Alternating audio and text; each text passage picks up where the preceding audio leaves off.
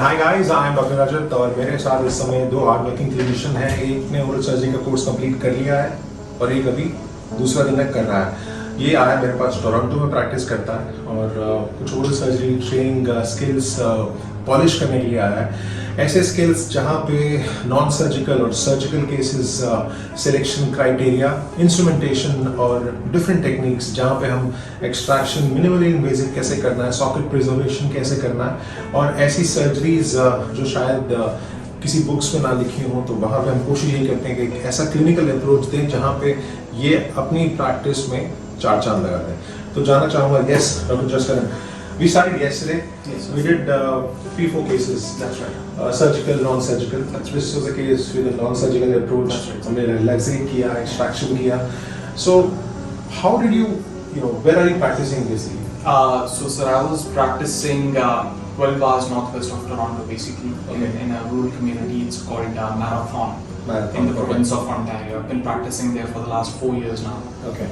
And what made you to join oral surgery training program? So I was finding my surgical skills needed a little more polishing. Polishing, yes.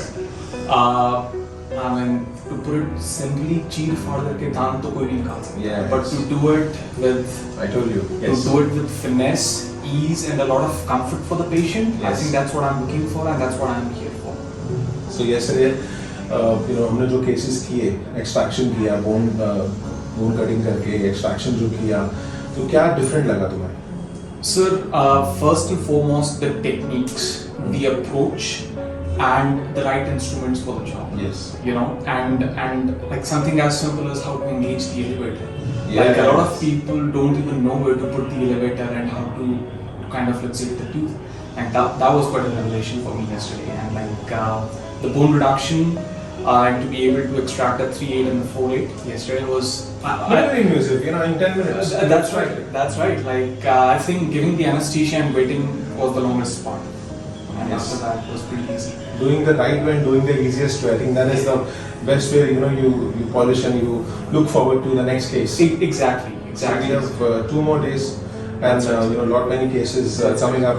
So the idea is to do surgeries like he said in a very minimally invasive way, और वो चीर फाड़ करके नहीं cases करने का है। ऐसे केसेस जहाँ पे आपको सिलेक्शन क्राइटेरिया करना है, आइडिया दांत निकालना नहीं है, idea minimally invasive socket preservation के साथ करना है। और सबसे मैंने हमेशा बोला है कि एक अच्छे सर्जन की पहचान तब है जब उसको पता हो where to cut, where not to cut, incision देना है या नहीं देना है। कल हमने एक इम्प्लांट का भी केस बताया था, इमीडिएट इम्प्लांट किया था, इमीडिएट एक्सट्रैक्शन किया था। और ऐसे केसेस जहाँ पे हम सॉफ्ट टिश्यू ग्राफ्टिंग पे ज़्यादा जोर देते हैं, पेरियो प्लास्टिक सर्जरी पे ज़्यादा जोर देते हैं और कोशिश यही करते हैं कि जहाँ भी अभी क्या फ्यूचर गोल क्या है आपके? Sir, like so after this, I think I'm going to be enhancing or bringing in more surgery into my practice. So my future goal is to be able to do more surgeries for sure. So you're coming to me later on for cleft flip, cleft palate, craniofacial surgeries, zygomatic implant surgeries. God willing, sir, if we get that far, I sure will come over.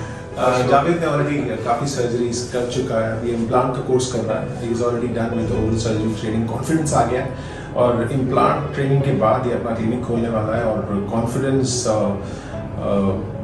जोश पे है और मुझे लगता है कि यही चाहिए। You need confident approach with lot of knowledge, lot of skill and lot of science. I think वो एक बहुत अच्छा कॉम्बिनेशन है। हमेशा बोलते हैं डेंटिस्ट्री एक आर्ट एंड साइंस है, जहाँ पे आप ऐसे क्लिनिकल अप्रोच लेके चलते हैं जहाँ पे आप अपनी टेक्निक को मॉडिफाई कर सकें, अपनी टेक्निक को और बेहतर कर सकें, बुक्स की नॉलेज को और मॉडिफाई कर सकें और ऐसा कारवां जो बढ़ता रहता है बिकॉज ये स्किल डेवलपमेंट प्रोग्राम है, तो आप खुद पढ़ते हैं और उसको मॉडिफाई करते हैं और एक ऐसा अप्रोच जहाँ पे आप पेशेंट को एक मिनिमल इन्वेजिव सर्जरी देते हैं। यस मैम, अभी हमने एक्सट्रैक्शन किया था, आपको किसी तरह का डिस्कम्फर्ट हुआ? No, sir. नहीं हुआ। You are coming to me, I think काफ़ी टाइम पे बाद आ गया, आई थिंक 4-5 साल के बाद एक एक्सट्रैक्शन कराया था पहले राइट हैंड साइड का। इतने साल कैसे लगते हैं? कोई पेन नहीं था, कोई पेन नहीं प्रॉब्लम था, तो आप मेंटेन करना है और फॉलोअप के लिए ज़रूर आना है। तो this is what we look at, doing the cases the right way and the right approach.